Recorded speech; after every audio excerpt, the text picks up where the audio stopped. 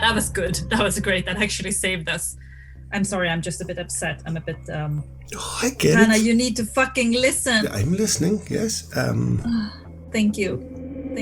Dear Francis, would you please assist? I have a wonderful little daydream for a moment that if I could just destroy the entire blood supply here, that would do it. That would cause our blank bodies to come out of the nest. Did you see the door opening? No. No one came in. I don't know if I sleep and dream or if I see, but this night there's this glistening, like liquid hanging in air, reflecting light. This is Red Moon Roleplaying.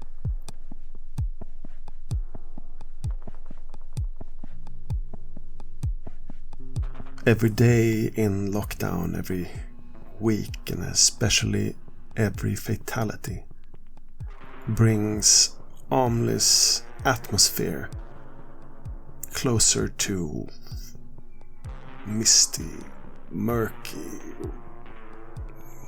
warm, boiling unrest. It hasn't been a quiet night now for 3 days. There are spoons being banged against doors, there's screaming, there's the ordinary let-me-outs and medical emergencies that turn out to be faked. There's the same singing. And tonight, it's some sort of ranted sermon. It comes from below, one of the cells on the first landing. The voice, broken English, is recognizable. It's the Russian. And he's on a roll. And Cain talked with Abel his brother, and it came to pass when they were in the field that Cain rose up against Abel his blood brother and slew him. Yes, and the Lord said unto Cain, Where is Abel thy brother? And he said, I know not. Am I my brother's keeper? And he said, What hast thou done? A voice of thy brother's blood cried unto me from the ground. And now thou art cursed for the earth, which hath opened her mouth to receive thy brother's blood from thy hand. When thou tillest the ground, it shall henceforth yield unto thee nothing, not her strength. A fugitive and a vagabond shalt thou be on the earth. Cain said unto the Lord, My punishment is greater than I can bear. Behold, thou hast driven me out this day from the face of the earth. From thy face I shall be hid, and I shall be a fugitive and vagabond on the earth, and it shall come to pass, every one that findeth me shall slay me. And the Lord said unto him, Therefore whoever slayeth Cain, vengeance shall be taken on him sevenfold. And the Lord set a mark upon Cain, lest any finding him should kill him. And Cain went out from the presence of the Lord and dwelt in the land of Nod, on the east of Eden. And this is oft forgotten, but Cain knew his wife. Cain knew his wife, and they bare Enoch, and he builded a city, and called the name of the city after the name of his son Enoch. And unto Enoch was born Irad, and Irad begat Methusael.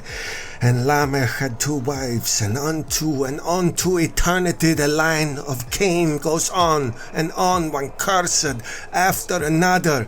And the curse lives here. The curse lives here. The curse lives here.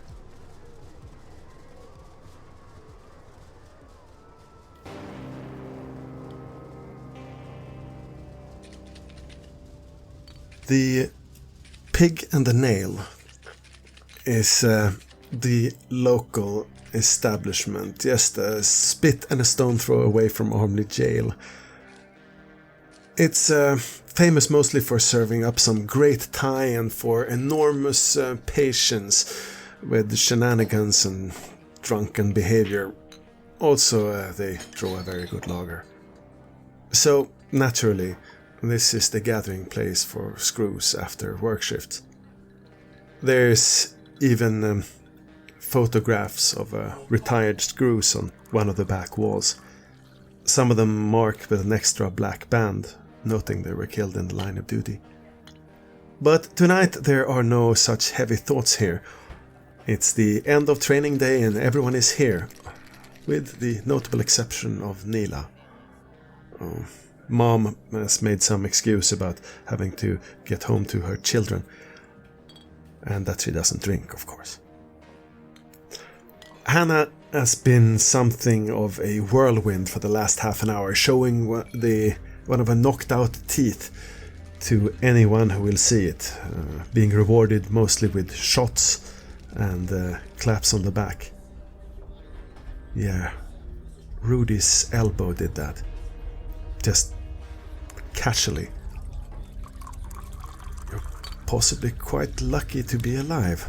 But there you are, Ellis, sitting in one of the stalls, and Hannah slumps down and shines a beaming smile at you and raises her Stofford Press cider, holding a jelly shot in the other hand.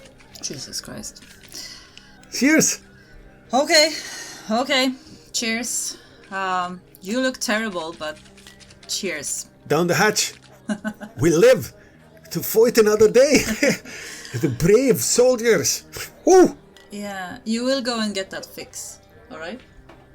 Yeah, porcelain's gonna be beautiful, and I'm gonna get myself a wee bit of bleach at the same time, I think. That will look very sexy, I think. Very good. Very good. Yeah, so she looks at her watch. Yeah, Harry should be here soon. Yeah, my boyfriend. I can introduce you and stuff. I would love that. Yeah? Yeah. I have calmed down a bit. I was rather angry with Hannah just after it happened, but now I have breathed it out and are mostly fine. Trying to kind of process what it was that happened and what it entails for me, while also trying to be this, friend and colleague and drink beer with the guys kind of type. But I think I start to feel that I've been up during the day for quite some time now. It's okay. I'm used to it now, but it's a bit taxing. I'm a bit taxed. But I hope it will be worth it. Yeah, what does it mean? What does it mean that you fucked him up so badly? I mean, how would it feel? What did it do to him? At least he didn't die. No. Not from all you know, not from all you've seen. And if she knew what he was, which she obviously did, she wouldn't have dragged him out in the sun to let him burn. That would be bad. That would be in front of everyone. So it must have been some kind of test. And I'm trying to wrap my head around if... Whatever. I think I passed. And I take another sip of my beer, and I accept the shot, and I take that as well. And, ha ha ha, banter, but also fuck, I need... Oh, shit. I wouldn't... Hey! You're a bit distant, girl. I'm right here. And here's Harry! Yeah. Harry comes walking through the slightly smoking pub. Their tolerance extends to smoking, of course.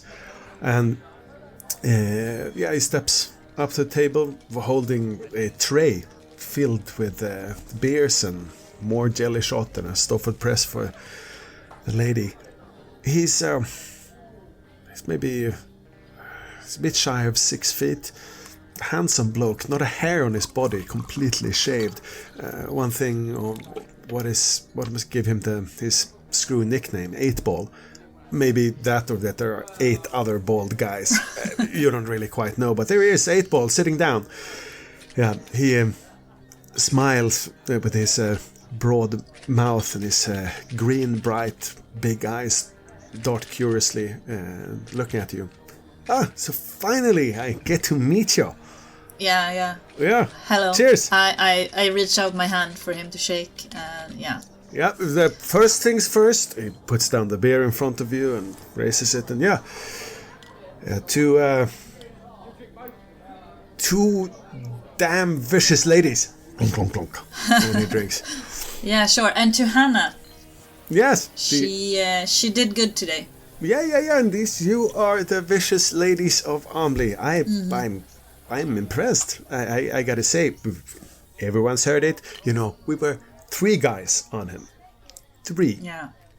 Like the other 2, it was Handlebars, me, and the huge Polish guy from Sea Wing.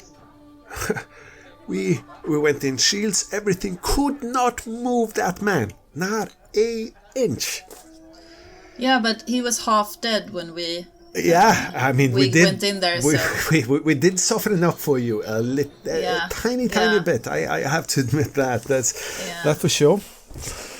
So thank you for that, because otherwise we might have not been able to move him either. So no, that's the thing. So some people we get stick very together, attached. you know. Yeah. We should stick together. Screws. Yeah, you just got, what do you have? Like 3 months left, and then you're fully employable. Yeah, something like that. You think it's gonna be fun hiring? seeing you in there. You and Hannah's you're gonna liven the place up. He looks. He stays his gaze at you a little bit too long and smiles with teeth. Jesus Christ. Yeah, it's not an easy job, but if you know how to do it, the money's not bad. You done it long? Yeah, this is my 3rd year. Yeah. Okay. Yeah, I transferred from Belmarsh. And you like it? Yeah, this is better than Belmarsh, for sure. For sure. I mean, older offenders, meaning less fucking trouble. Less people having to prove themselves, you know. I can see that. I can totally see that. But has it been like... I saw... Can I ask you a question? Sure. Like, there is like this whole section that is shut off. Yeah. What's up with that? How long has it been shut off, and like what's in the there? wing. Now, most of it now is like building material. There's a solitary in the basement. That's the only active part that I know. Okay. That's there right now. Do you know when they are opening it up, or? I mean, it is. I think there's a couple of people down there. It's Moss territory mostly. She's in charge of that wing, but it's like there's no traffic. I think there's like 3 prisoners down there. Okay.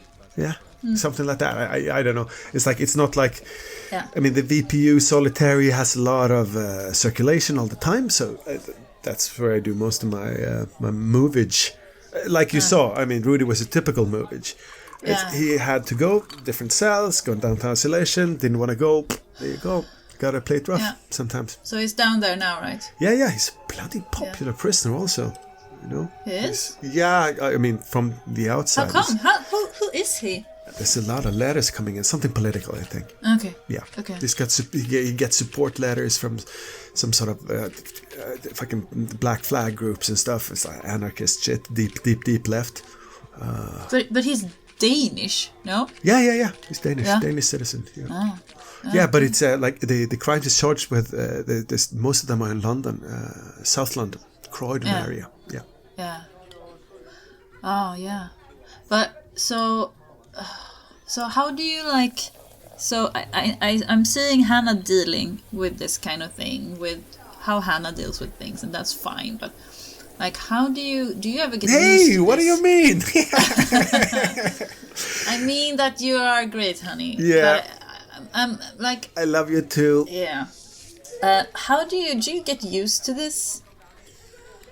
I mean, it's so brutal, using this kind of brutal violence, and It's only once in a while, and you know, sometimes they thank you also, you know.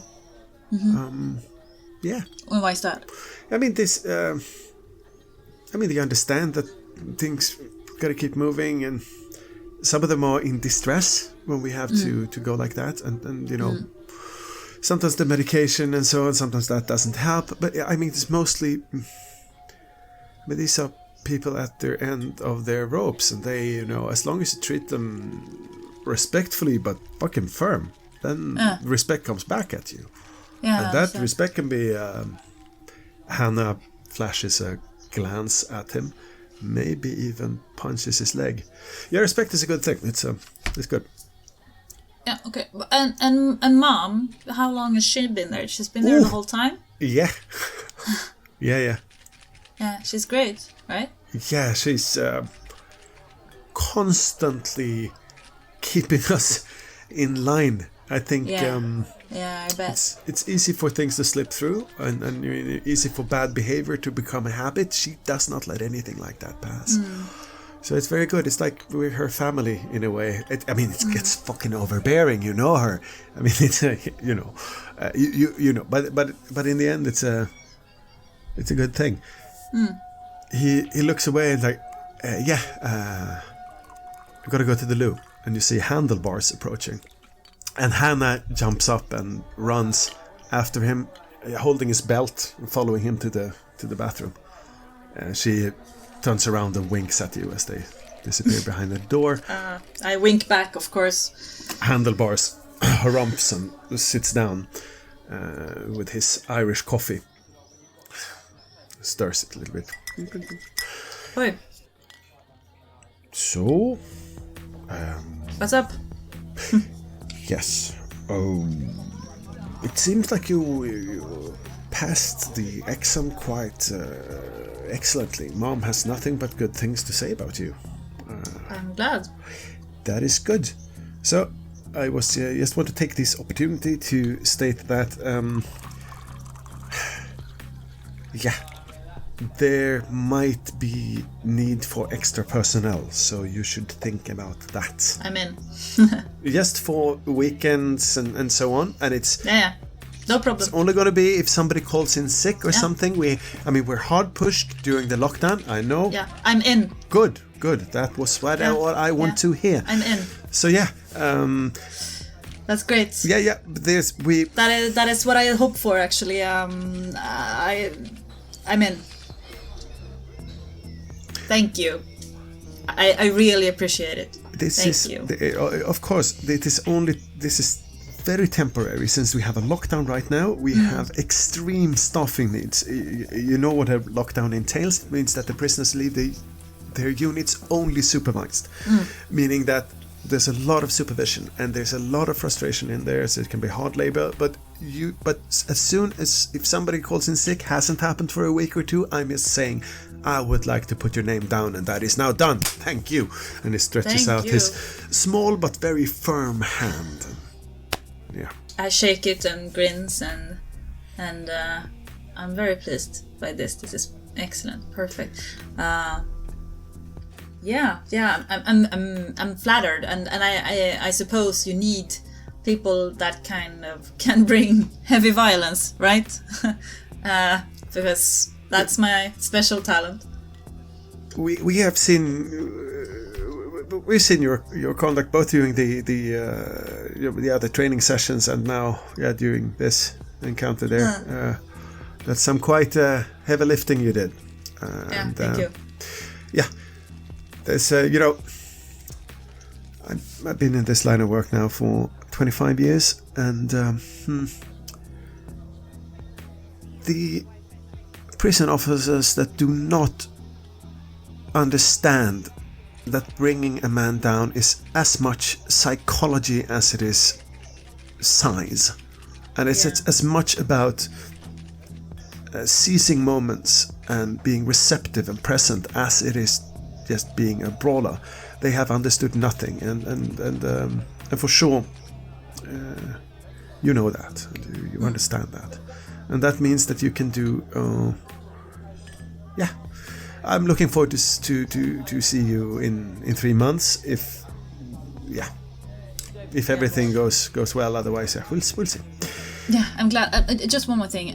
If it helps, like I can work nights. and evenings. That's no problem for me. If that's like harder to get people to cover, I'm your gal. So no problem. Don't hesitate if it's like bad hours or stuff. I just really need the extra cash. So you can almost be guaranteed that it's gonna be bad hours. Yeah.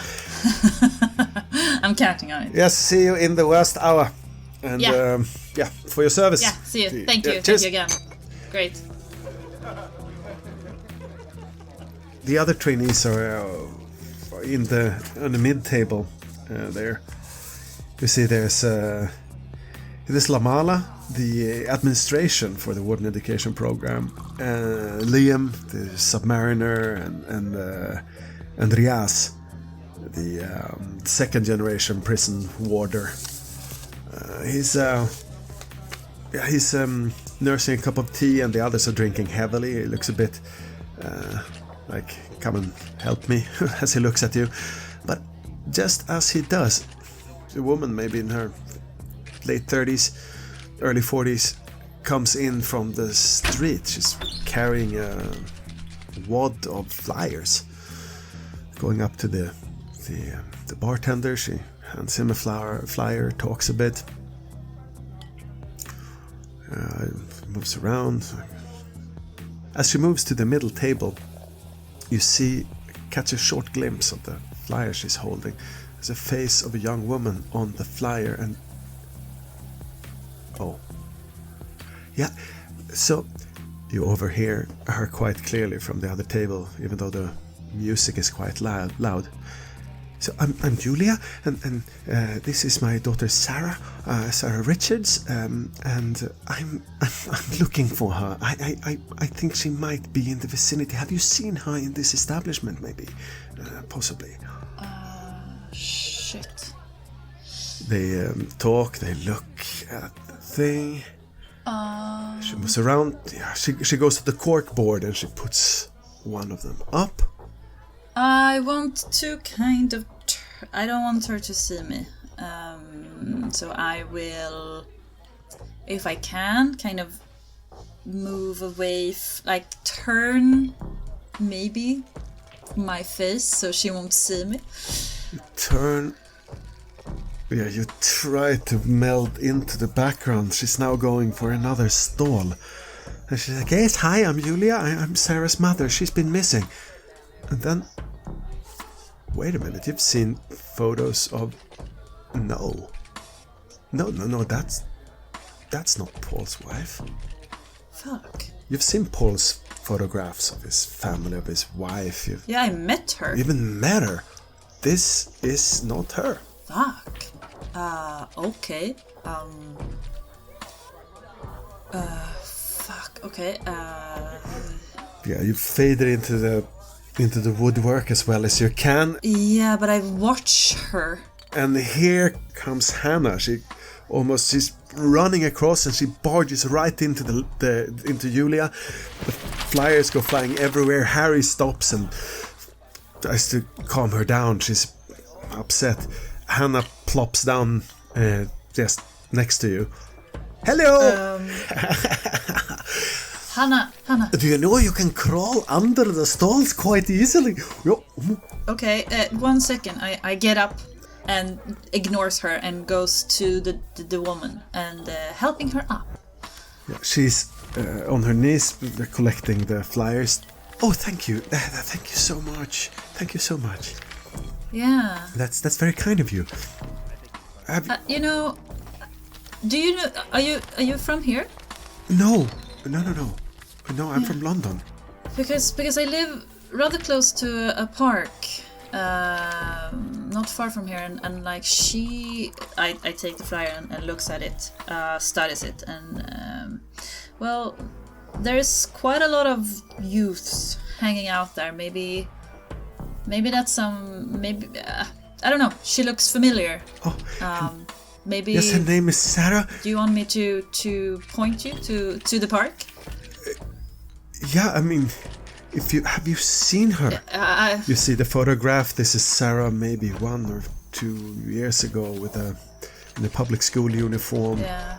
Looking quite different, but it's clearly her. I'm not sure, maybe, but if, like, I don't know. Maybe I'm so afraid that she might have gotten into trouble with something, or that she's, somehow. And you're her mom. Yes. Right. Yeah. I want to roll insight. Yeah, you can pick up some details from her body language and so on, maybe. Yes. Do you try with insight plus wits, since it's a super short observation? Yeah. 4. She is lying. It's clear she's also a trained liar. She's holding her hands behind her back as she speaks, which looks a bit awkward with the flyer she's holding. And she's also looking too straight into your eyes, not moving her eyes. She's a trained liar, but she can't fool you. So, do you want me to? So this park. Yeah. Could you walk me to it? Maybe see if you can point out anyone. Yeah, actually, I'm. Look similar. Also, yeah. What is the name of this park? She has a little notebook. Takes out. Actually, I'm not sure. But let's. It's on the way home. So. You sure you don't want to hang with your friends? No, it's fine. They are. See, Hannah is gesticulating heavily behind you, and Harry's like, come on. They are much drunker than I am, so it's no problem. Let me just. I'm just gonna go to the toilet real quick. So you wait here, right? Sure. Yeah. And I go away to the toilet, take up my phone, and go into a stall and text Sarah that someone is looking for her and that she can't go out. Just stay put, and I'll call you later. That's what I text her, and hopefully that will not set her off and actually go out. Okay, then I go back out. Yeah, just let me get my coat from the... Yeah, she goes where she's hung her coat on a hook, takes it down, takes her handbag and heads out into the balmy late May night. It's drizzling a little bit and the atmosphere is humid. She walks a step behind you, following you. She's quiet. Then your phone buzzes. I can't check it right now, so I'm just ignoring it for the time being. And I look at her and like, yeah, okay, so how long has she been gone? Oh, she's been gone now for the better part of 4 months. Yeah. I'm afraid she might have taken up with somebody who's in prison or something. You know how young girls can get about criminals. Yeah. It's disturbing, frankly. She walks on her high heels, snap, snap, snap, just behind you. I'm turning to look at her, so she's not gonna stab me in the back. Like wait for her to catch up. So, okay. So do you have other kids, or is it? Yes, it's a big family. It is. Okay. It's a very big family. It's hard to be away from them. But yeah, it's rough. But where did you think that you saw her? What was she doing? Was she with someone? Yeah, it's like there's a lot of younger adults, kids hanging out there. Sadly, a lot of drugs, pot dealing and things like that. But so this park is a bit of a hub. So if anyone have seen her, maybe, yeah, it's just over here, and I kind of want to take her to the park, but to a place where I could actually ask her stuff and not be seen. So I'm looking for like a secluded place to so we can really talk. Yes. You have done this so many times, the innocuous conversation, the leading. It's, in your mind, it's unclear what's going to happen when you get her alone.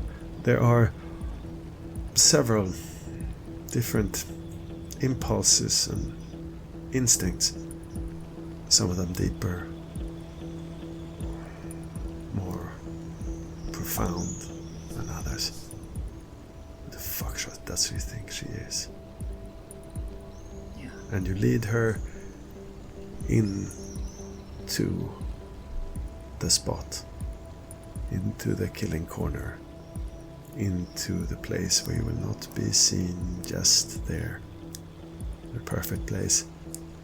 The little hedge maze by the fountain.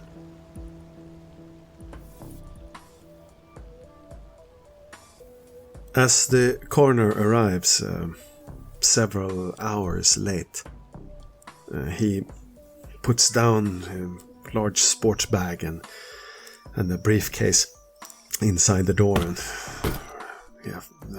shakes some rain off his coat, hangs it and sits down, and then he snaps up and looks at you, Francis, where you are at the desk with all of the paperwork done. He looks around and sees the doctor, Dr. Jones, or what his name was. He's there. There's a screw in the corner also. But for a moment he's a bit shocked. Oh, I did not know you had volunteers this late. I think it should have been banged up, he says with quotation marks in the air. By now. But fine. Well, what can we say? You were late, the body needed an autopsy. I naturally haven't had time to do a full interior autopsy, but I've managed to at least do the basic initial examination for you. He looks at Dr. Jones for support, getting absolutely nothing but a nonplussed stare back. I'm not late, yeah, yes. Well, what have you got? Yeah, is this what we stoop to now? Having inmates do our work? Jones! When the inmate in question probably knows more about the medical field than you do, then, well, I mean, why not? Why? Jones looks like he's having a coughing attack, but he's clearly hiding a laugh.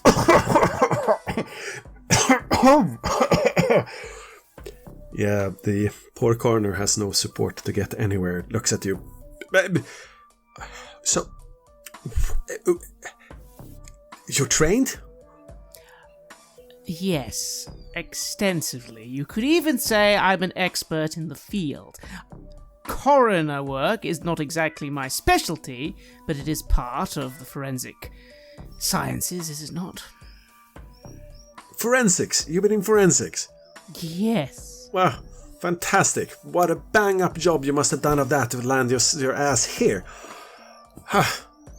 So, what does our fallen forensics have to say about this? I just roll my eyes. Every now and then my attention drifts back to that lovely little blood bank vault. I've been toying with several ideas while I've been doing this completely dull paperwork. After all, I already have a pretty good guess at the cause of death, blood loss from extraction, so it's not as if I've been that interested in this case. Yes. Everything you have found points to the same conclusion. You've seen this before. This is extended blood loss. The symptoms will look like anemia, but it's not any damage of the blood cells or anything like that going on. It's just straight up blood loss.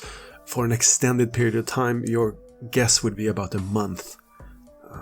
About the length of the lockdown so far. Yes. So, But of course, I can't... That's the truth. So the question is, what have you put in your... what have you put in the actual report? I put down what would be expected. Anemia. Sudden. Unexplainable. I have done everything dotted to a T that I would be expected as a medical professional to do, and where I can't answer something, I haven't answered it. But then again, there isn't an answer. Someone with this man's training will not be able to explain it, so... Aplastic anemia it is. And again, I hand it over. And I just look at that vault. You see, the last thing I've been thinking of has been how to destroy that blood bank. Obviously, I know the temperatures can't be altered, not without the ID, and of course, power outage would be insufficient, but then it occurred to me that if I could just get the right chemicals in there, a small fire, maybe even a little explosion, it probably wouldn't take it all out, but if I could just do a little incident, it could be enough to at least tamper with the temperatures, and that's what I've been actually thinking about this entire time, as I just hand over these papers and say, there you have it. Again, it's a rather strange case like all the others, but, well, anemia would be my best guess. Very sudden, though. Again, unexplainable. Yeah, aplastic anemia. I mean, that is... It can happen, occur suddenly to adults, mostly genetic reasons. But, so you're absolutely certain that there can be no other condition that can lead to this, because this is our second incident in quite short time.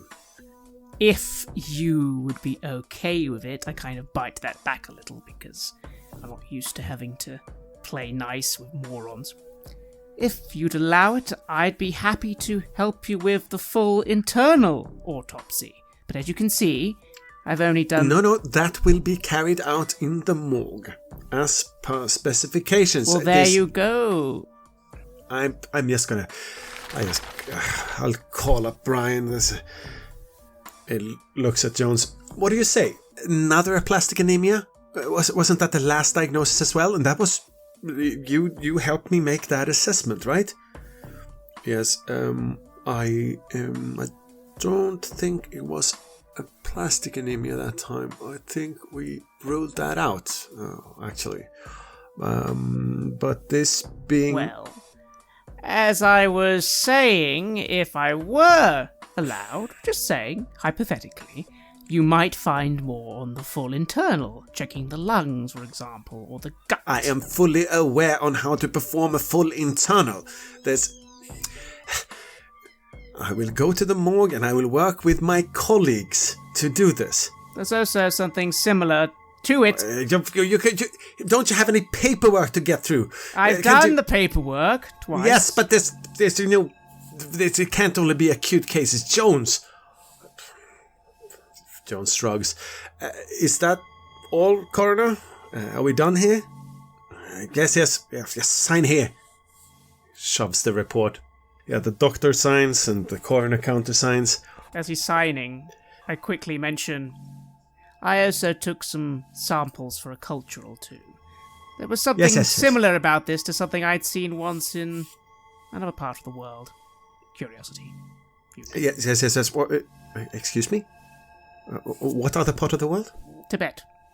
Tibet? And this was a contagious condition? In one manner of speaking, it was a rather advanced virus, which... Well, I'm sorry, that's classified. But I just so happened to find it similar. I took some samples, that's all. The coroner looks about. Well, this is very far off my table.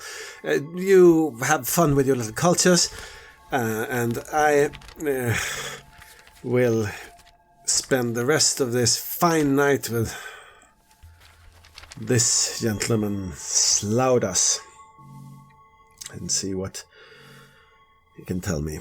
Yes, well, good luck with that. It really does seem like a rather advanced mystery. That was actually the sort of thing I used to deal with, but I'm sure I'd you'll be sure to consult you if there's something anomalous that I can't wrap my head around. I'd be sure to do that. Jones, I'll see you Yeah, he looks at his phone. Yeah, Brian is outside, so... Yeah, can you help me roll this out? Points at you.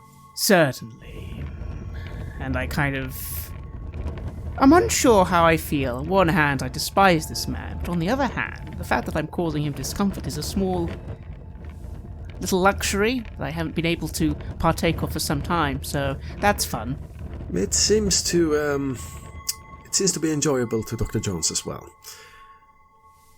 After carting the body out to the waiting sluice where 2 screws take over and takes the body through security together with the coroner, Dr. Jones waves you back into the clinic.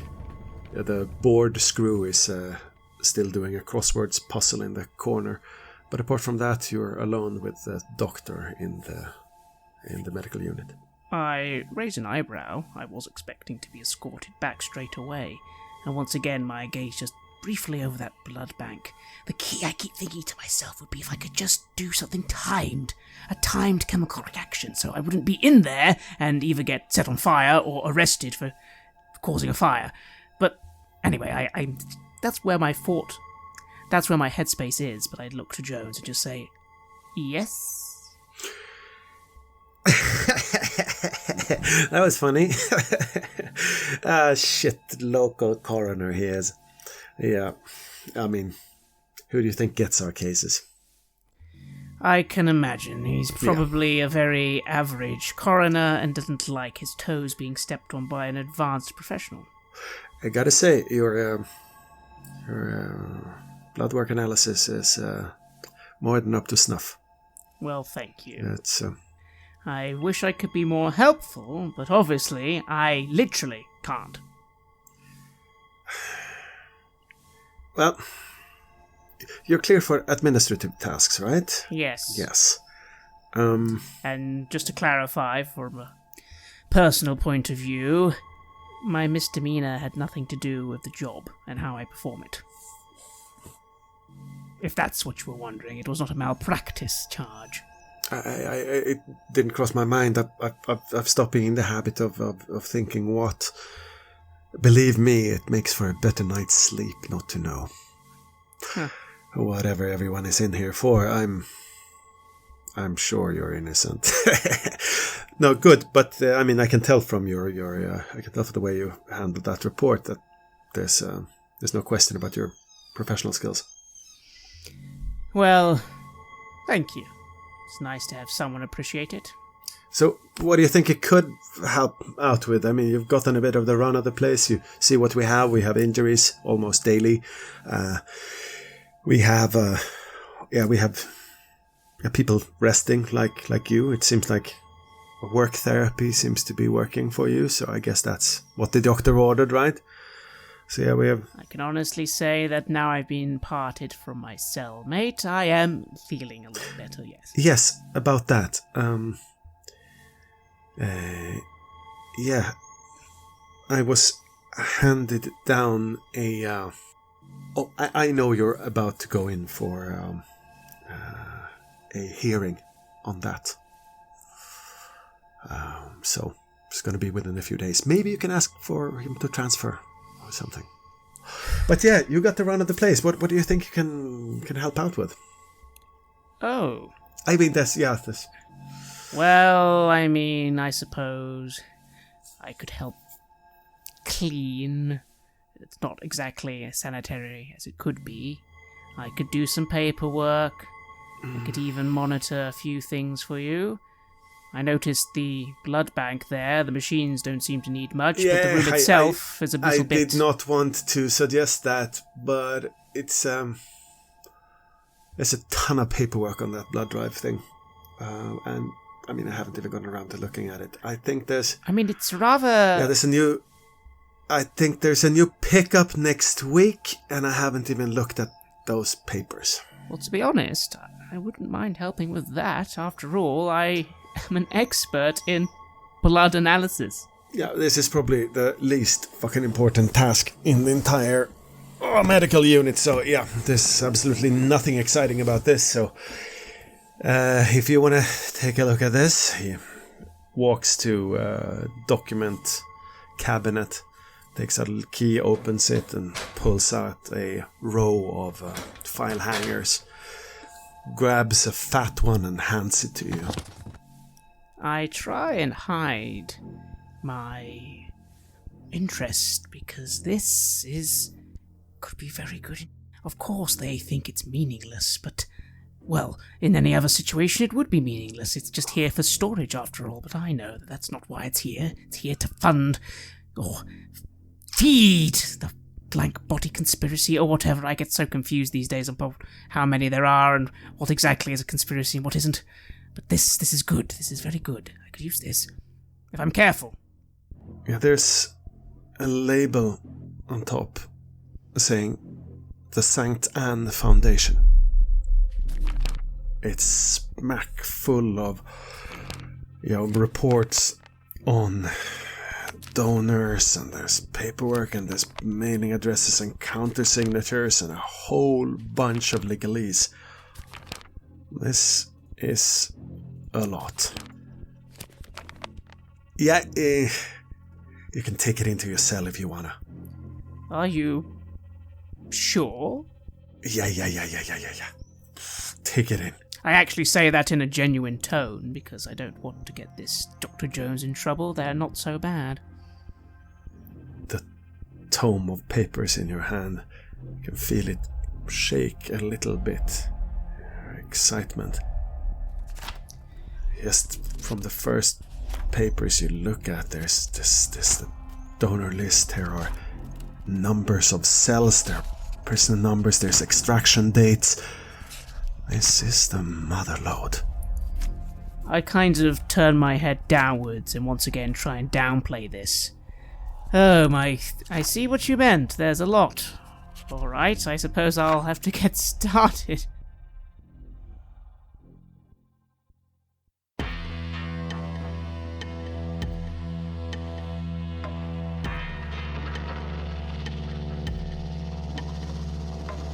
You have listened to an episode of Red Moon Roleplaying, where we play the third season of the chronicle No Man is an Island for Vampire the Masquerade 5th edition. Our storyteller was Martin Ericsson, and we were also joined by Anna-Karin Linder and Freja Gyldenstrøm. The music was created by Lola Zaza, and the sound effects are from the fine folks at freesound.org, zapsplat.com, and Syrinscape. We would like to give massive thanks to our champions of the Red Moon, Martin Heuschober, Nastasia Raulerson, Simon Cooper, David, Julia, Camilla, Ludwig Manford, Bob Lange, Julián, Cameron, Ryan F., and Xabier for their generous support. And we would of course also like to thank all of our other patrons. Without your support, the show would not be possible. If you want to support our work, please check it out on Patreon. You can get access to bonus campaigns for Cult Divinity Lost and Coriolis there, as well as get early and raw access to all of our recordings. You can also hear your name read on the show as a champion of the Red Moon, as well as play Cult with us. Most importantly, that support is what keeps the show going, so do check us out there. And remember, death is not the end.